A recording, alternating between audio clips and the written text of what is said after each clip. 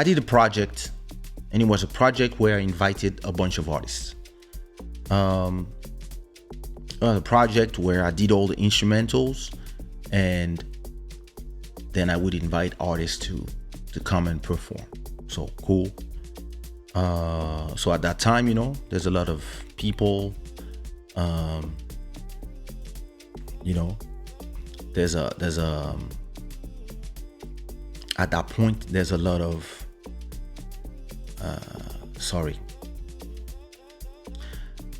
yeah. The thing is this, as your name is not cemented yet, and you don't have like that much projects out, you can actually use the same name, in my opinion, so that people learn all the facets of you. My name is really cemented, so the conversation is different. But I would not put myself in all those difficulties if I were you. But yeah, let me get back to my story. So I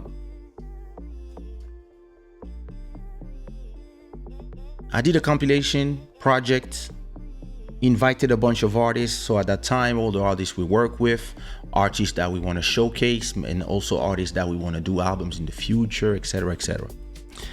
And there was this guy that I never worked with, but he was very talented, and he had a lot of featurings here and there, even in some project that I produced, but I never worked with him.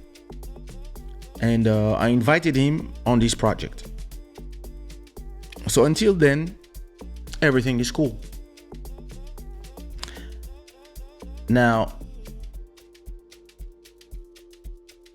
the project was just supposed to come out as a Sushi Raw project, and that's it. But somehow that song, the particular song that I did with that guy, sparked interest in a big record company. They really were like into the song. I don't know where they heard it. I don't remember exactly but somehow they heard the song in the project, and they were like, "Yo, listen, this project is amazing. It's there in your what we call the ghetto, which is our West Indies African productions. We in French we used to call it the ghetto, in the ghetto, like the music ghetto. So they were like, "Yo, listen, the compilation is great for the ghetto. You can keep it. We don't care, but we would love to launch this song, and we would love to do a deal with you guys about this song." And we were talking about a big record label. I think it was Virgin Records, if I remember well. "Yo, we're here. We really want to make this song explode, and we have a big plan, and we would love to sit down with you." So, we went, me and my partner at the time, we go sit down with the guys. So we go to that big record company, we sit down with the guy, and they tell us, "Hey, listen, so about the song, we love it." I said, "Okay, thanks.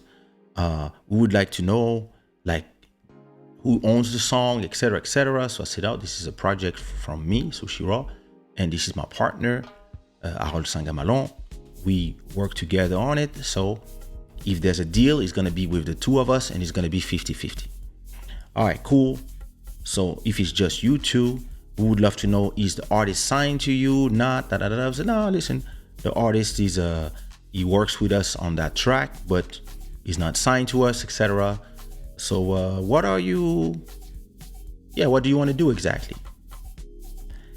And they were like, "Yeah, listen, we would love to push the song and to make it a national song.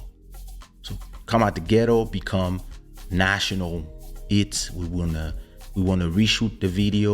We wanna like make it really a song for the summer, and probably generate around €1 million.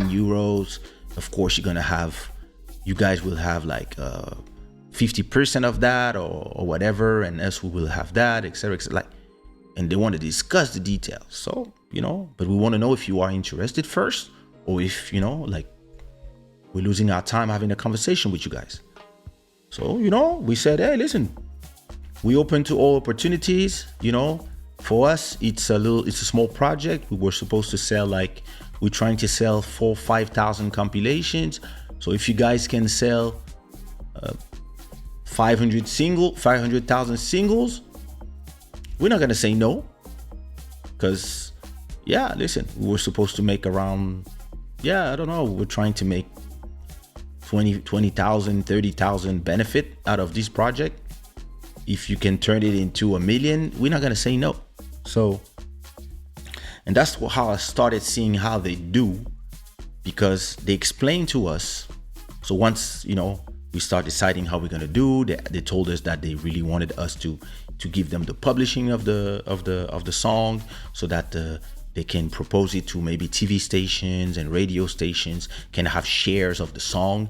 If they have shares of the song, they will play them more, because if they play them more, when the publishing comes from all the plays, a part goes back to the radios and the TV station. I was like, wow, that's how they do? All right, okay. Oh, hey, listen, if you want the publishing, no problem. I don't mind. I have all these songs, so I can give you the publishing. It's cool. So I was like, okay, in this case, what do you think of doing? And they told us that they wanted to organize a contest with a big French radio, and that the song would be the winner, we know, but then they would ask for a lot of people to send their songs, and then they would say that the winner of that contest on the radio. So they do a contest for like 2 weeks, and then every day they talk about the contest on the radio, and the winner of the contest gets a recording contract with their record company, and a song produced by Kaysha, etc., whatever. And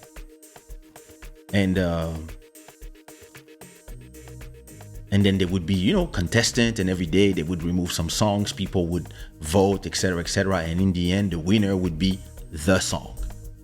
And I was like, so wait a minute, you want to do a fake contest? So you want to do a contest where we know from the get-go that this song will be the winner, but for 2 weeks we're gonna have, like, innocents just submitting their songs, thinking that there's an option for them to make it in the industry, but in reality the winner has been chosen. And then they look at me, they're like, yeah, that's how we do all the time. This is normal stuff. Like, you think all these things you see on TV, like, people care about the votes? Nah, most of the time we already know who we invest in, and we use the contest just as a promo, because everybody's listening, everybody, and then the radio will have their cut of the publishing. The TV, if there's a TV station that is part of the whole thing, they will have their cut as well. We will take our cut, you'll take your cut, the people who sell the shows will take their cut, and we roll it. I was like, yo, this is some next level shit. You guys are cold. All right, okay. So I was like, listen, as an artist, I felt like those poor people who will submit their music. But as a businessman, I was like, it makes sense. That's a great promo plan. And at the same time, I said to myself, the contest would actually be a great way to discover new people. You never know. There might be 1 or 2 people in this contest that I can snatch from, even if I know everybody's going to lose, actually, except my song with the artist. I was like, I might find some gems in there and just sign 1 or 2 people. So, I was like, okay, let's do it.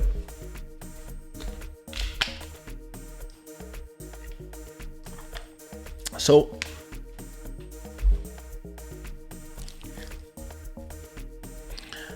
after a week or two, we start negotiating everything, the terms, who takes the publishing, how much percent they give us from the sales, how we share everything, etc., etc., and also how we share the money from the shows, because it's something I didn't realize as well because we were always in the independent ghetto music business where we do everything ourselves, we work like ants.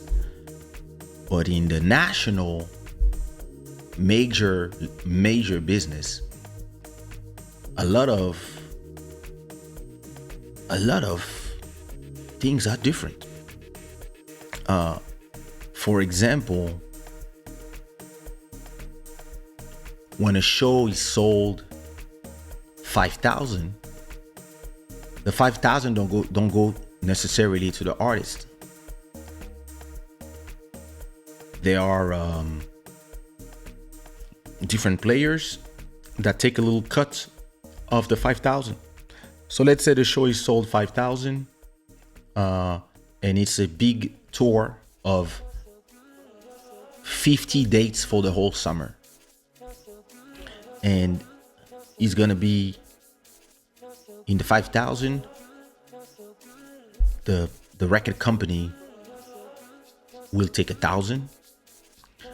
The booking agency that sells all the shows for you will take another 1,000, and management and maybe the people who are organizing the tour will take another 1,000, and for you, the artist, you left with 2,000. But in the Zouk business, a lot of artists were performing for 1,000 per show, 800 per show, 500 per show. So 2,000 was still nice. And the fact that they're telling you you're gonna have 50 shows. So it's 50 by 2,000. So that's 100K. Yeah, it's 100K. So everybody makes money from the show. So we had to sit down with the artist. Once we understood all this, we understand all the implication of etc. Yeah, bro. You have to so we sat down with the artist and we told him, listen, here's the situation. We have this big record company. They want to meet you. They love you. They love your style. This is the whole thing. There's going to be a fake contest. He's going to play on national radio, one of the big free radios in Paris and all around France. They're going to do this contest for the next 2-3 weeks. And Black Free Thinker, thank you so much for $5. Thank you so much for supporting the show. So as I was saying, we explained to him the situation. They're going to do a fake contest. In 3 weeks, you will be the winner of the contest.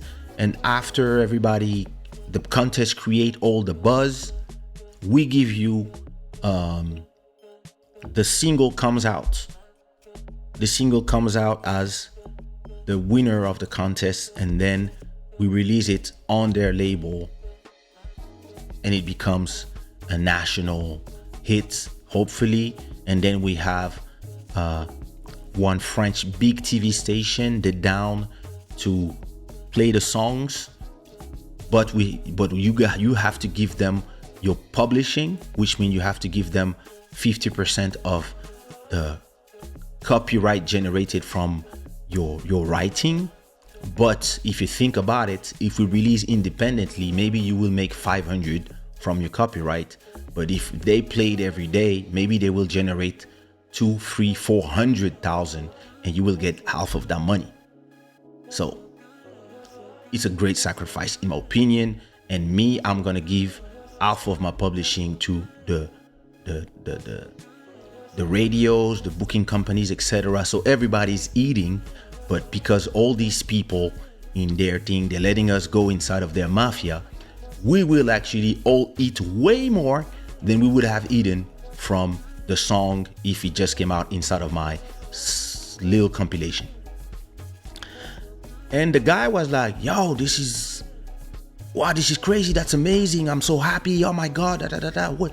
Wait, what record company you said? I said, oh, it's this company. Oh my God. Like, oh, I'm going to sign with them. Wow, that's crazy. Oh man, thank you so much, bro. Da, da, da, da, da. The guy was super happy. So he was like, okay, if the artist is happy, cool. We went back to the record company. We told them, hey, listen, we agree with all the terms. We agree with all the businesses. Let's sign all the details. Let's put everything in contract.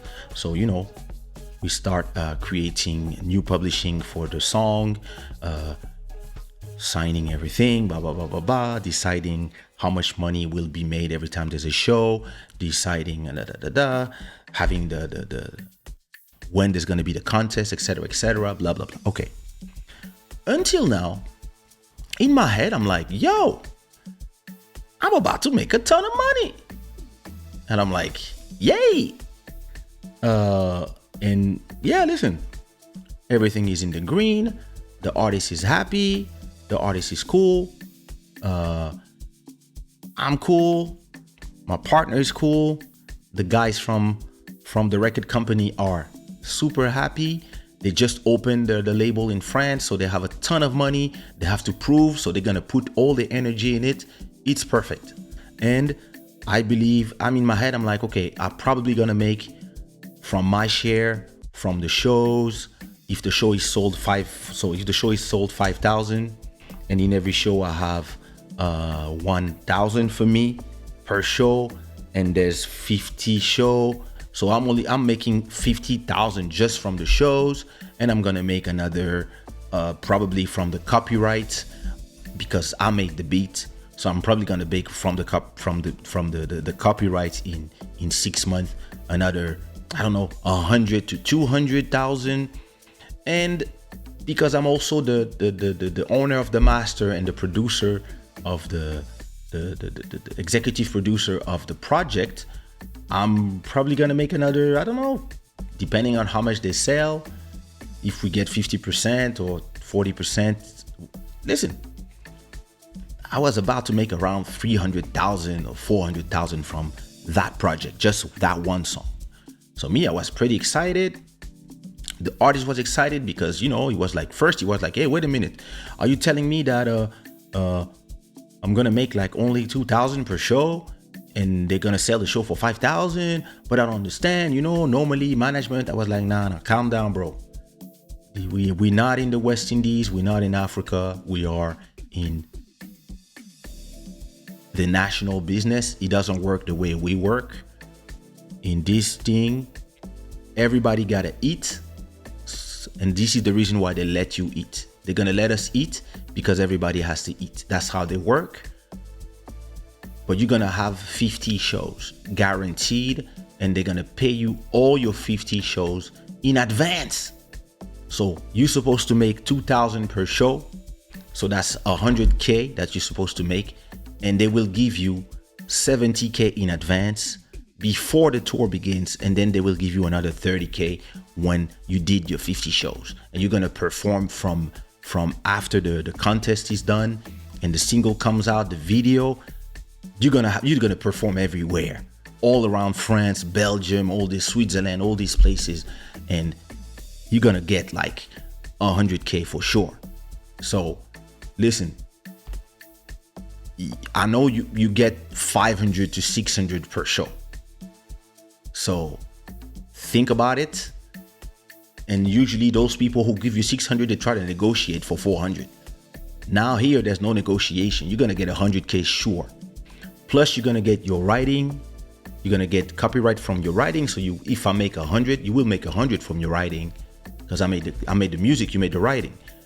Plus you're gonna get your name all around. So after that, if you do an album or if you do other singles, your name is completely different from where we are today. You're gonna be there. So then you're gonna like, it's those are sacrifices that you do today for your career tomorrow. It was like, yeah, I understand, bro, I understand. Yo, this is crazy. This is, oh yeah, that's great. That's okay. I see. Let's go. Let's do it. Okay, cool. All right. So this is 2004. Now let's go back 8 years before. In 1996, 7 years, 1997, there was a huge group in France. Huge group. They would sing French R&B. They were like the Boys to Men. But in French. Those guys were my homies, cool. And I also knew their manager. And I've seen from inside how their manager fucked the group. Because in that group, there was one guy writing everything and everybody else was just singing. And the manager start putting the one guy against his 4 friends. And I saw him. I would see him all the time putting things in his head slowly. You know, he was always like, and this guy his name was Mike. And this guy, every time I would see him, you know, at the breakfast, I would see him. He was like, yeah, yo, these guys are useless. Can you imagine? Like, you the one making the more money. You the one this. You the one writing. You the one making the music. Like, listen, those guys should treat you with more respect. Those guys don't know. What if you start your solo career? What would they do? What would they do? And this guy actually was one of the reasons, but in my opinion, from my point of view, he was the main reason why that group disbanded at a point. Because he really started making the one who was writing all the songs think that he was better than his childhood friends. And there was so much money being made, not only from the shows, but also so much money being made from the writing and composing, because he was writing and composing everything. When everybody made at the end of the year from all the shows they were doing, let's say everybody made fake numbers.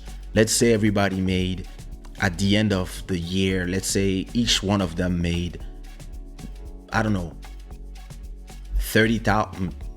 They had to divide everything by 5 with the management. So let's say everybody made 50,000 after 1 year of touring everywhere. He made $1 million because the songs were so big at that time and they would play on on TV and radio all the time. And one of these TV called M6. So it's a French TV, and M6 they were signed to M6. So they would put them on every show. They would put them in, they had a big tour called, I forgot what was the name of that big tour that this channel was creating. It was,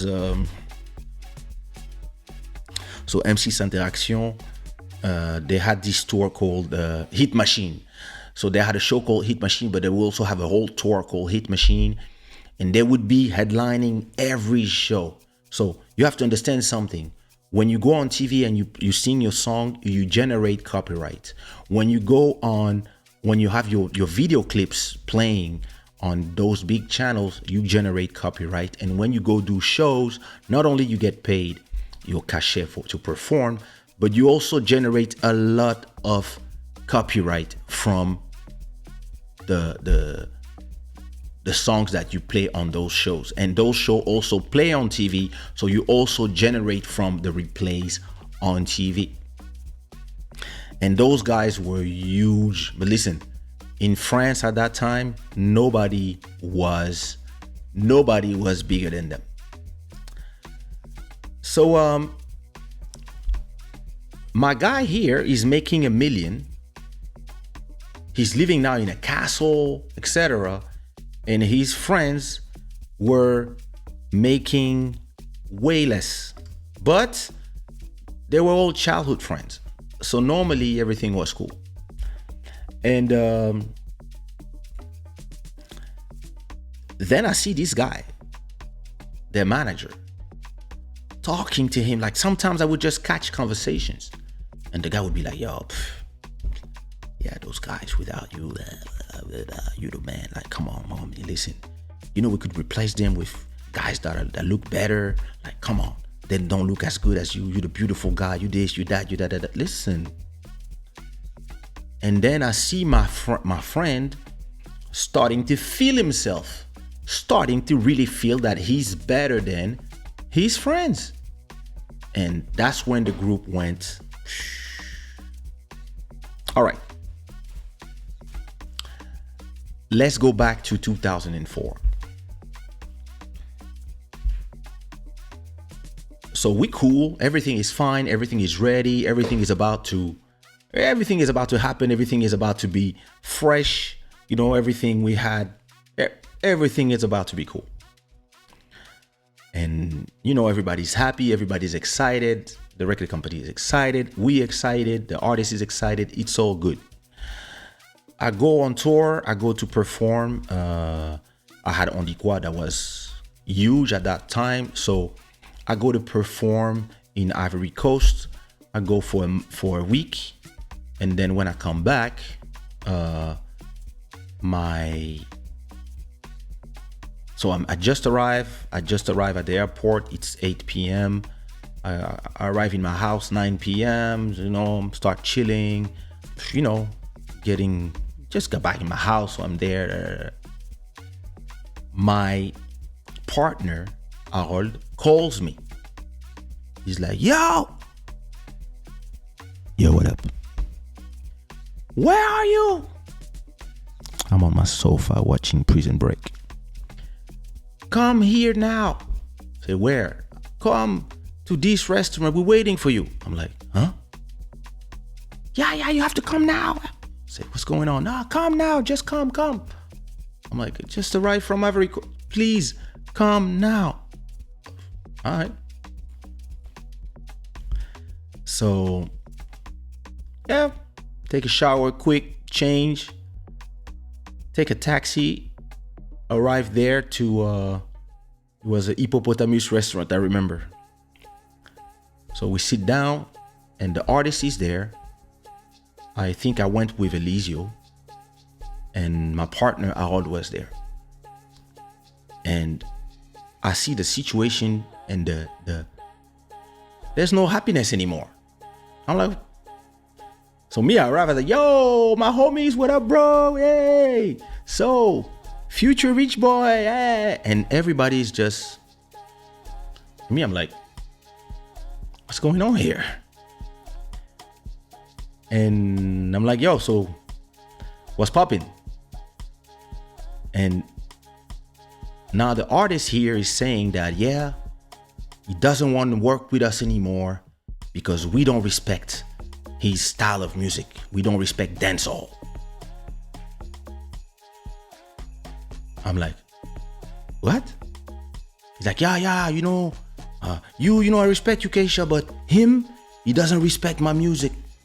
He doesn't respect dancehall. And yeah, this is a problem for me.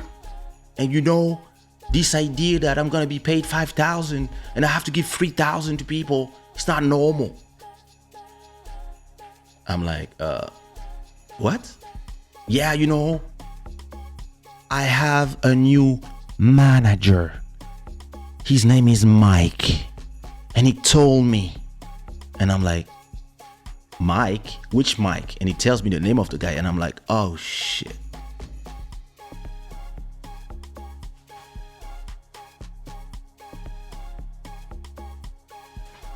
Your new manager is Mike? I'm like, listen, you have to be careful with Mike. I've seen him do things and he's not somebody you can trust. Nah, come on. Yeah, of course he told me you would say that. He knows you. And I'm like, oh shit.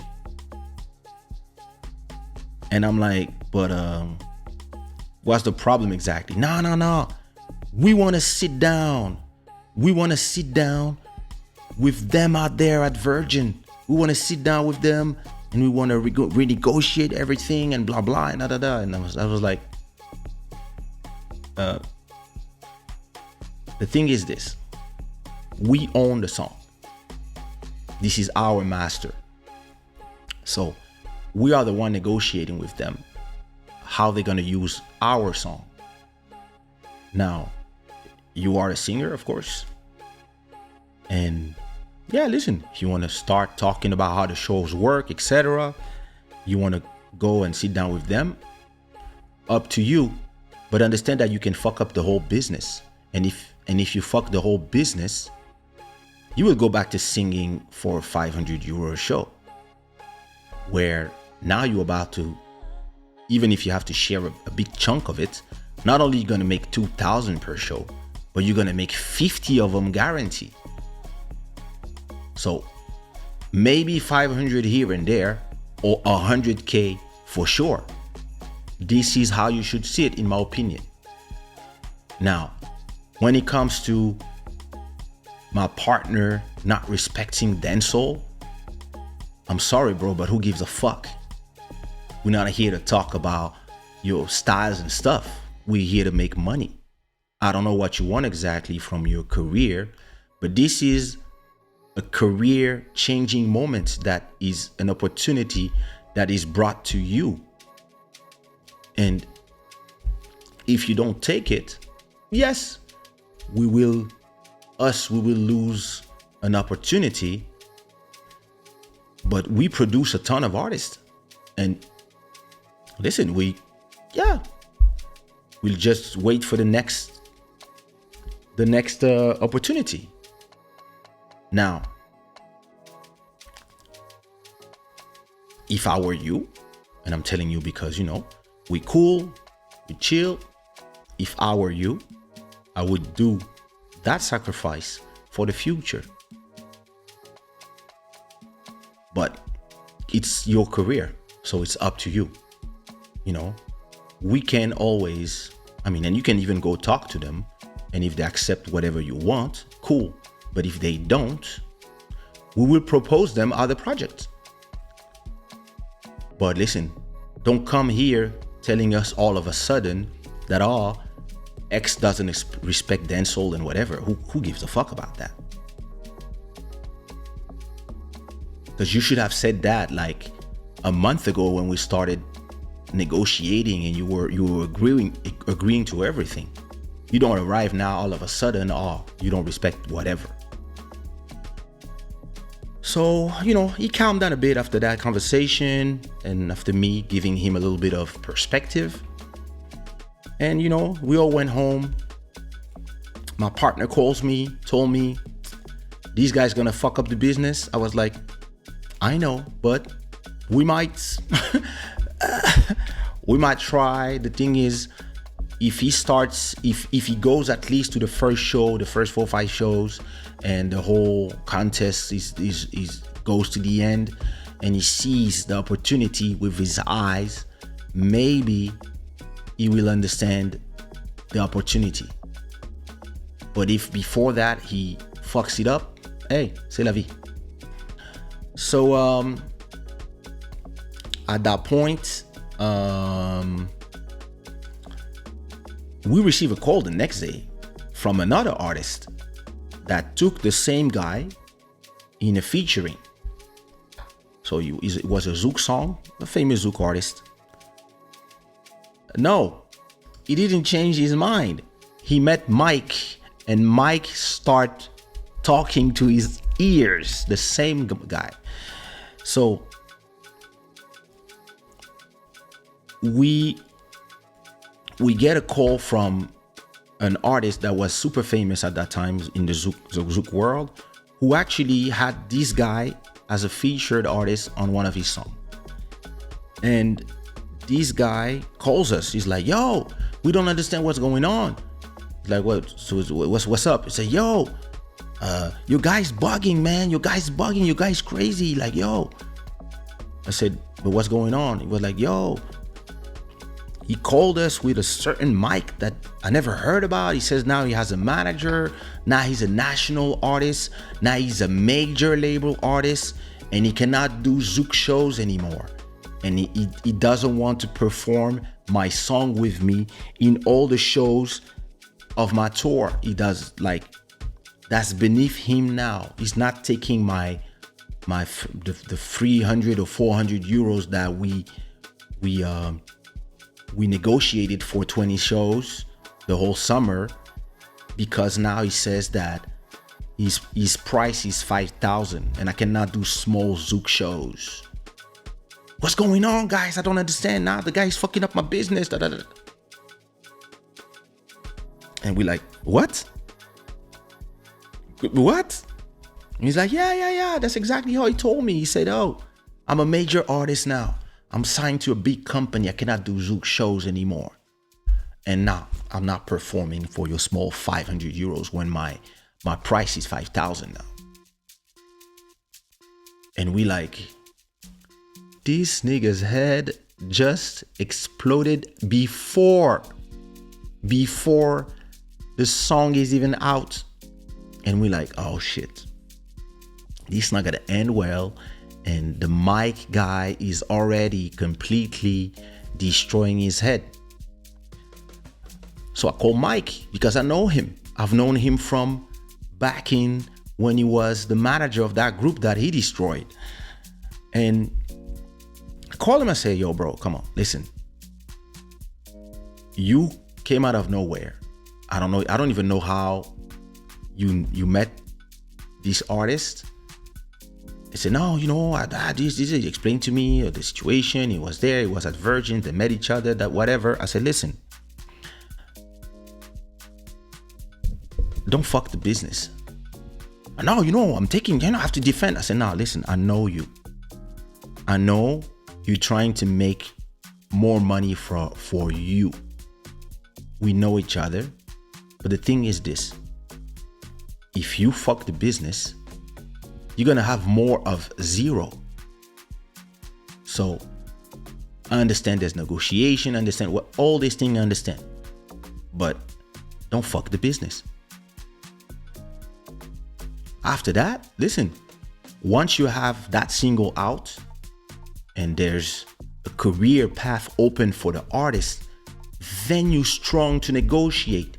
But right now, this is not the moment to have these people be like, oh, you know what? Fuck off. Oh, yeah, I understand what you mean, brother. But you know, I'm trying to say, bro, listen, cut the bullshit with me. We know each other. We know each other from 95. I know what you're trying to do. Don't fuck the business. That's all I have to tell you. And don't have these artists make enemies out of all his old friends in the Zouk industry by telling him, he's not, come on, man, you cannot go do these small shit shows of Zouk, whatever, when we have. I said, bro, like, those are songs he recorded, and those are songs that he agreed to do those tours. He cannot, now that he has an opportunity, forget about. You know, it's a question of you a man and you have to have a word.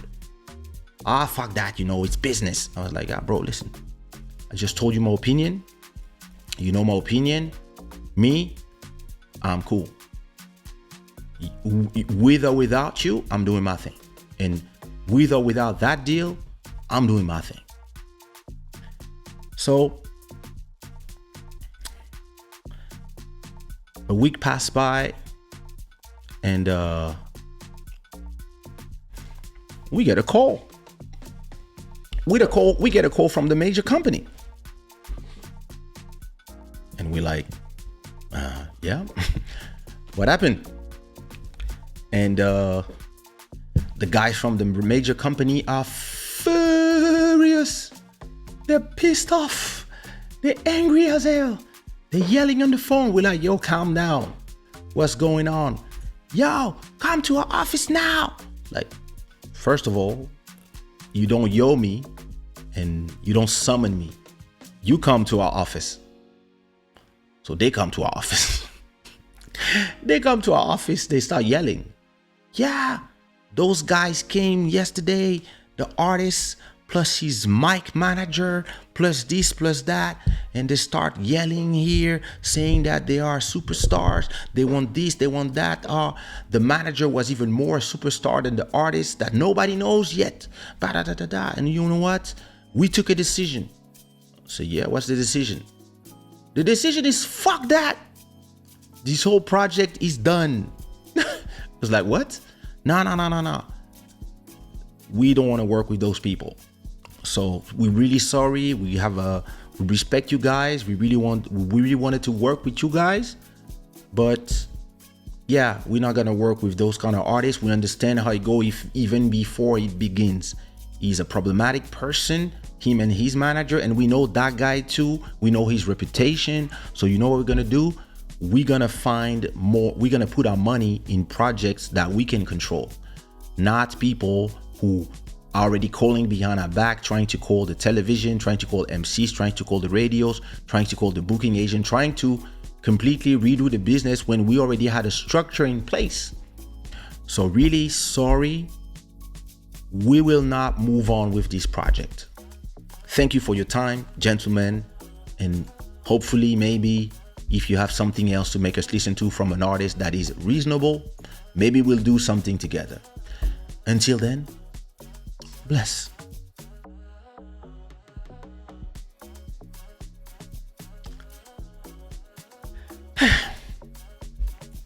So I look at my partner and I say, well, and he looks at me and he says, well, they fucked it up. And we start laughing because what are we gonna do? We just start laughing. We're like, yo, they fucked it up. Well, listen, move on to the next project. We had second album of Sumia to be released, second album of Eligio to be released, new album of my group ABG at that time to be released, working on this, working on that. We had a lot of projects and I was on tour. So I was like, you know what, fuck it. We'll make that money maybe another time from another project. And actually 3 years later, I did Les DS, which made me all the money that I didn't make from that project. So we just kept it moving. So after that, the Zouk artist who did a featuring with that guy, his song became huge. His song became the #1 Zouk song in that summer. And it was featuring that guy with his vocals. But because that guy told him that he's too big to perform on his shows, he asked his dancer to play back the part where this guy raps. So,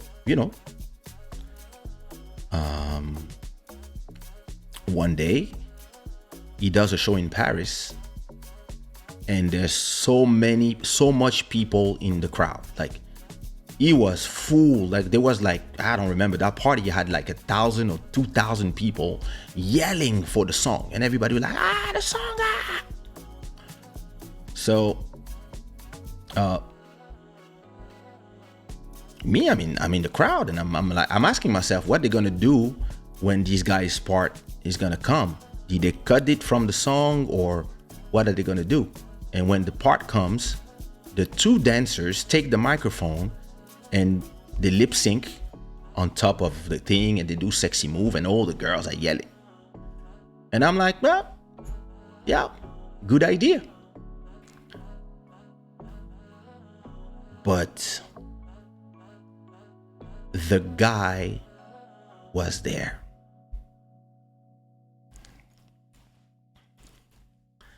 I'll tell you privately.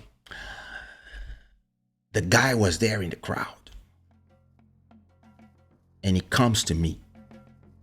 And he's like, yo, these guys are singing my song without me. And I'm like, nigga, what? He's like, yo, this guy, they're singing the song without me. Huh? This is my vocals. They're doing playback on top of my voice.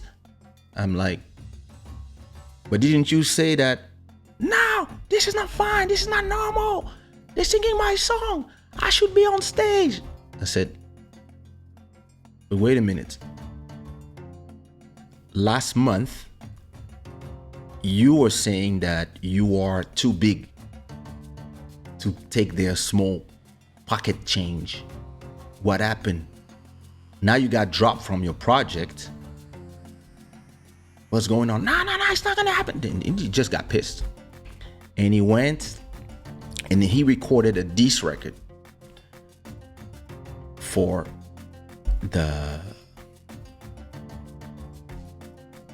against the Zouk artist. So he recorded a big diss record. And so I'm with Elisio in the car the next day. It's like 4 p.m. And we had at that time a big radio called Media Tropical, which was in Paris. This was the Zouk radio. This was the radio where if you're number one there, you're number one everywhere. And we had a lot of, we were good with the radio because we were paying a lot of promo, and we were breaking a lot of hits in that radio. So we had a great working relationship with that radio. And everybody's calling me and Elisio and telling him, yo, put Media Tropical. I was like, yeah, what's going on? Put Media Tropical. Like, what's going on? The guy's going crazy. The guy's insulting everybody. I was like, what? So we put the thing and we hear the new song that he just did where he's calling the artist a liar, a voleur, a crook, saying that, yeah, those people put him in songs and then they sing on top of his voice, blah, blah, blah, blah, blah. And he's like, and then the animator, who was somebody that we work with, he's like, oh, after that, we're going to have the great interview of the artist. He's going to explain the whole drama.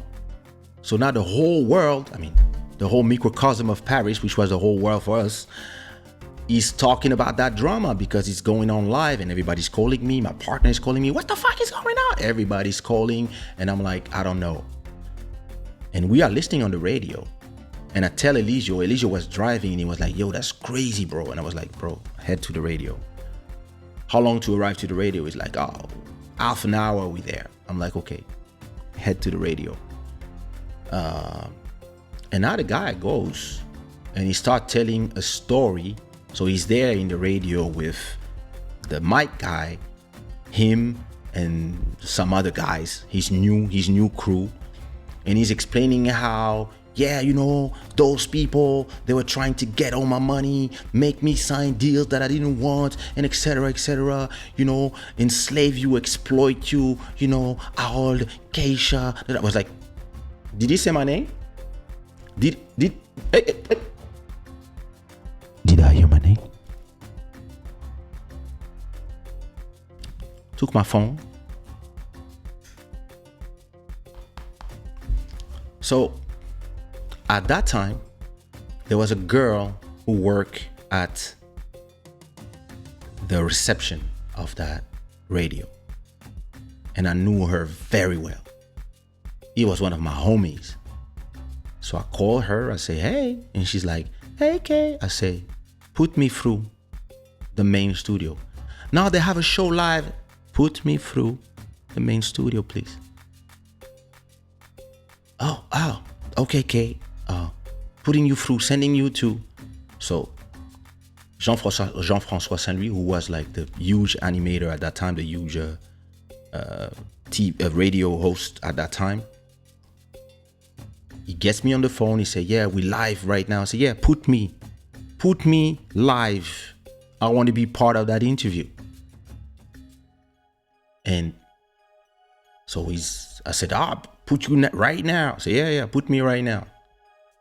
So the guys there talking, him, Mike, and the other guys that I don't know, they were talking. So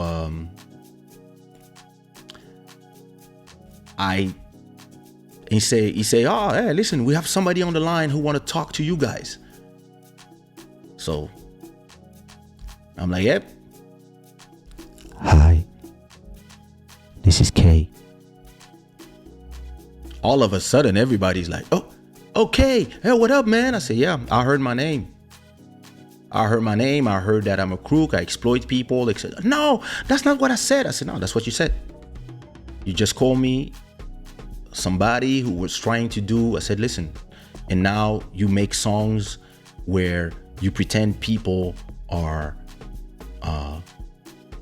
singing without you, singing with your vocals and performing on top of your voice, etc., etc. But let me remind you something. I was there when you told that guy that now that you are a major label artist, you don't want to perform for small cachet in the Zouk clubs. So it's funny to hear you on radio now pretending now that you lost that deal because you fucked up that deal, you and your guy, because you fucked up that deal. So all this is live on the radio. I would love that the radio interview to have been recorded. But I'm like, yo, now that you messed up the whole business and you realize that the 100K that you were supposed to do, you're not going to do it. Now you asking yourself, what am I going to do this summer? And because that song is a hit, now you are complaining that they are performing without you? Are you out of your mind? And okay, I always respected you because, you have been for the business. From the beginning, you said I said, listen, I'm for art and I'm for artists, but I'm not for idiots. And what you're doing is shooting yourself in the foot, and you're listening to somebody who destroyed people's career already. He's somebody, he comes somewhere and he comes and fucks it up. And it's sad to me that you're not seeing it. But you know what? In 10 minutes, I'm in the radio. Wait for me. We'll talk about it once I'm there. Now that you said my name on the radio, I'm on my way. So Elijah looks at me and he's like, should I bring my knife? I was like, nah. We're just gonna go and talk. Because, listen, we're just gonna go there. So we arrive at the reception.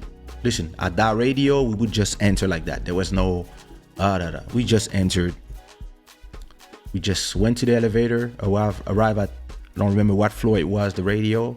We arrived there, we go to the receptionist, and I'm like, yo, where are they?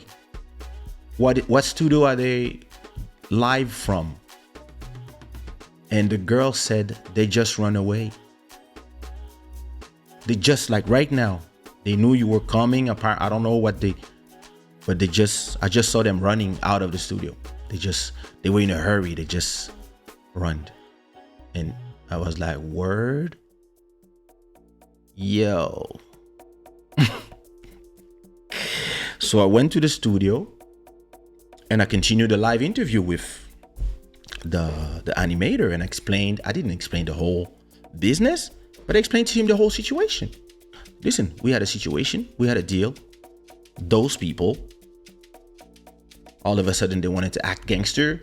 They wanted to act like tough people because they thought they made it. And then at a point, they realized that, no, you will not make it if the people who are the owners of the song and the people who were supposed to invest in you decide that we're not going to do the deal. So now he comes here and complains that he's not on a song when he said himself, I'm not performing in those small shows. And I don't like, it's not fair. And that's all I said. I said, listen, I have nothing against him. I have nothing against nobody. You have the right to decide what you want to do. This is your career. But be fair. Understand that when you mess up, you mess up. And when you mess up, you have to be humble. You don't get angry at everybody else, and especially at other people for finding solutions from because of the decision that you took. that guy decided to tell his dancer to perform in your place because you said you didn't want to do it. And now that you don't have, instead of making 100K, you're gonna make zero. All of a sudden, you write a diss song. I said, this is not cool. I said, I'm sorry. This is not fair. This is dishonest. And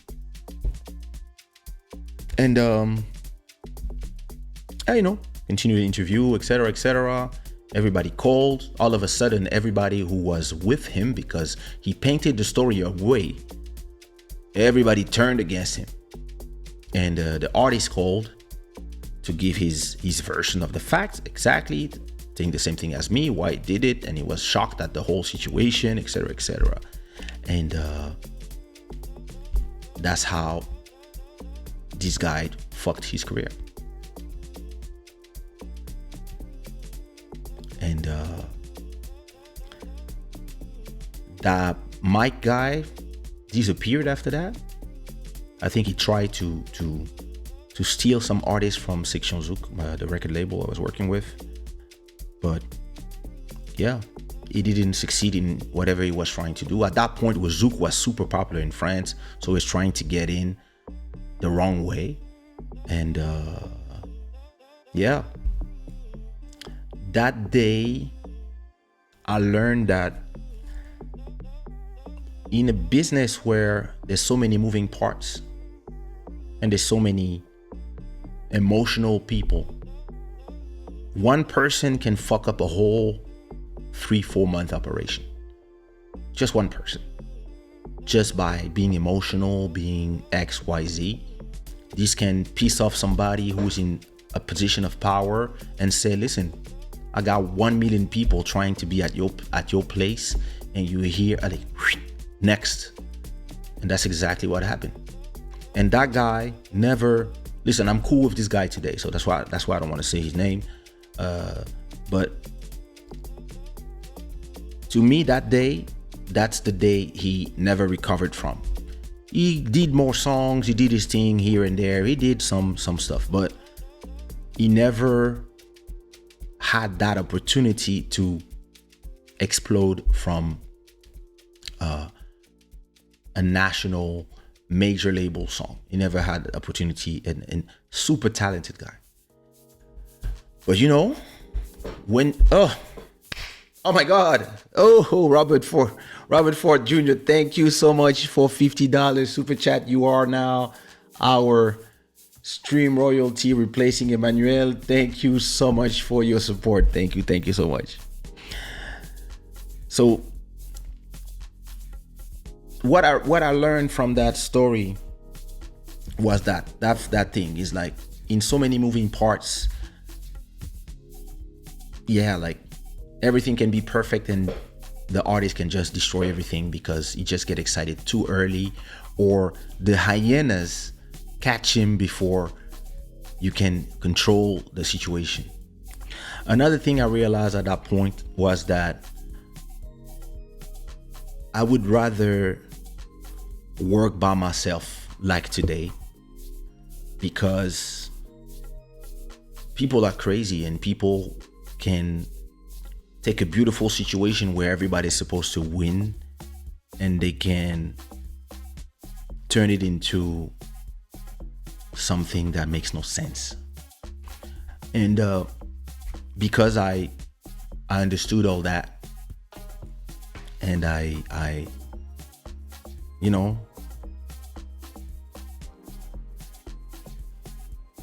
because I understood all that, I said to myself, you know what? Yeah, I'd rather be in a position where my business is not taken hostage by emotional people. And I also learned how they fabricate hits, how they fabricate this whole, how they can fabricate the whole hits, the whole excitement about an artist. And so when I did Les DS after that, years after that, I made sure that everything was locked, and the album would come out before anybody could have their head explode, but at least we could make our money from the project. And yeah, that was a crazy story, and I always forget that story. I always remember that story when I think about, when I listen to artists complain about the fate of their careers, and it's always the fault of everybody. Sometimes I remember that story, and a lot of stories like these ones, where people, they want to arrive fast to the top. They want to arrive in one step. It takes 1,000 steps. And if somebody gives you the opportunity to do 100 steps, and maybe there's gonna be a sacrifice, maybe things you don't understand, listen, take the 100 steps and try to learn as much as you can, try to leverage as much as you can, and think about, if you're still independent or if you sign to those people, all the things you're gonna do after that, all the money you're gonna generate, don't think about the money you're losing from the shows, think about all the money you're gonna generate from copyright, from this, from that. And I was like, yo, those people don't understand those things. And yeah, he thought he did the 1,000 steps, and in reality, he walked 100 steps back. And it is what it is.